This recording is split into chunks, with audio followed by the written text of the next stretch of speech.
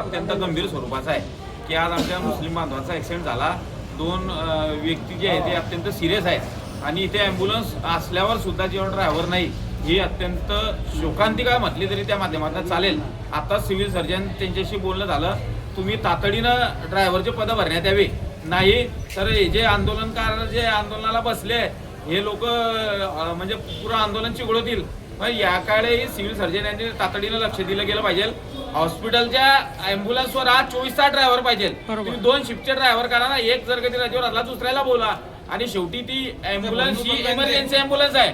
ती जर कधी आमच्या गावकऱ्यांच्या रुग्णाच्या जीवाला जर कधी ते जर कधी नाही तिथे कामा पडत असेल तर त्या हॉस्पिटल त्या ॲम्ब्युलन्सला का तिथे शिटी द्यायची. मग हे जे आहे ते सिव्हिल सर्जन यांनी तातडीने त्याकडे लक्ष घातलं पाहिजे आणि यासह जे जे रिक्त पद असेल ते पद त्या माध्यमातून भरले गेले पाहिजे. कारण की लोकांना त्रास होता. एवढं मोठं प्रतिष्ठित नागरिक जर कधी उपोषणाला काही कमी जास्ती झाला शोकांतिक आहे आणि कमी जास्त जर कधी झालं तर या डॉक्टरांवर गुन्हे दाखल त्या माध्यमातून का करू नये अशा प्रकारची सुद्धा आमची मागणी त्या माध्यमात आहे. त्याकरता आता तरी शुद्धीवर या ॲम्ब्युलन्स आहे, ॲम्ब्युलन्स का दिल्या त्या ड्रायव्हरची तातडीने नियुक्ती केली पाहिजे. 24 तास साठी नियुक्ती पाहिजे. 108 येईल केव्हा जाईल का इथे गाडी जर कधी इथे उपलब्ध आहे तर इथे ड्रायव्हर त्या माध्यमातून 24 तास इथे भरण्यात यावा आणि रिक्त पद जे आहे ते सिव्हिल सर्जन तातडीने भरण्यात यावे. मी गावकऱ्यांना विनंती करतोय साहेब भाऊ आपण करू आलळा विचार करू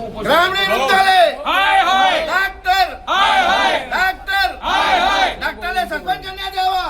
मी स्वतः इथं आलो पेशंटला घेऊन. माझा मित्र सेफ्टी ऑफिसर त्याने स्वतः त्याच्या गाडीमध्ये आणला. मी स्वतः इथून फोन लावतोय तर जे आईरे ते माझा फोन घेताना मी 7 वेळा कॉल केलाय.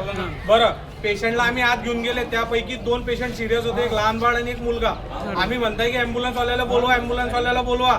ॲम्ब्युलन्स इथे अवेलेबल आहे आमच्या डोळ्यासमोर पण त्याच्यावर ड्रायव्हर अवेलेबल नाही. आता मला सांगा इथे तर काही सर्जरी होत नाही, इथे तर काही कोणत्या प्रकारचं ऑपरेशन होत नाही. फक्त आपण फर्स्ट एड देऊन काही त्याला सपोर्ट म्हणून आपण भुसावळ जळगाव पाठवतो. आमच्याकडे एवढी परेशानी येऊन गेली की शेवटी आम्हाला आमच्या घरून प्रायव्हेट गाडी बोलवणी पडली. त्या एवढ्या टाइमात त्या दोघी पेशंट गंभीर सिरियस झालेले.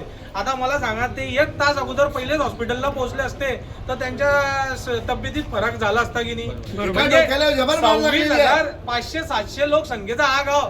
तुम्ही विचार करण्यासारखी बाब आहे की आपल्या गावात एक ॲम्ब्युलन्सचा ड्रायव्हर रात्री एवढा मोठा हॉस्पिटल बांधून काय उपयोग. काही कोणा जातीचं नाही. आज मुसलमान आहे, उद्या हिंदू राहीन, उद्या जैविक राहीन, इतर राहीन. अरे 50,000 संख्येचा असलेला इथे येतो कोण गरीब माणूस येतो आणि आमिर बिचारा ऍक्सिडेंट झाला तर तो येतो. तुम्ही त्याच्यातली ॲम्ब्युलन्स प्रोव्हाइड करणार नाही तर कसं चालणार. मग एक काम करा आम्हाला भुसावळ जळगाव जाऊन असते तर याला काहीतरी काही ढोरांचं हॉस्पिटल तुमच्याकडे एक साधारण ॲम्ब्युलन्सचा ड्रायव्हर नाही बोलून काय फायदा नाही. वरिष्ठांशी लोक बोलत की बरं हे एवढा मोठा ऍक्सिडेंट झाला मला सांगा आता वरिष्ठांशी बोलायचं डॉक्टर असं म्हणतोय तर मग वरिष्ठ एवढा मोठा ऍक्सिडेंट झालेला आहे. इथे 3-4 लोक ऍडमिट आहे.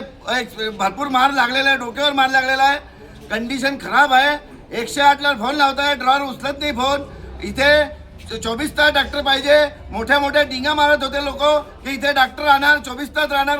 पण आजची परिस्थिती अशी आहे इथे कोणीच नाही. इथे हे पेशंट आपल्यामध्ये प्रायव्हेट रिक्षामध्ये प्रायव्हेट गाड्यामध्ये मुंबई भुसावळ जळगावला जात आहे.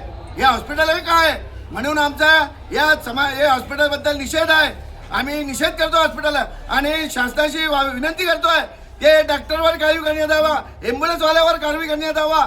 हे जे हलगर्जीपणा इथे हे चालणार नाही. आम्ही आता प्रेमानं आंदोलन करत आहे. याचं आंदोलन हिरो आंदोलन करणार आहे. आम्ही हॉस्पिटल बंद करणार, हे कोणाला येऊ देणार नाही. एवढे मी यांना शासनाला विनंती करतोय त्यांच्यावर कारवाई करण्यात यावा. सर काय सांगाल.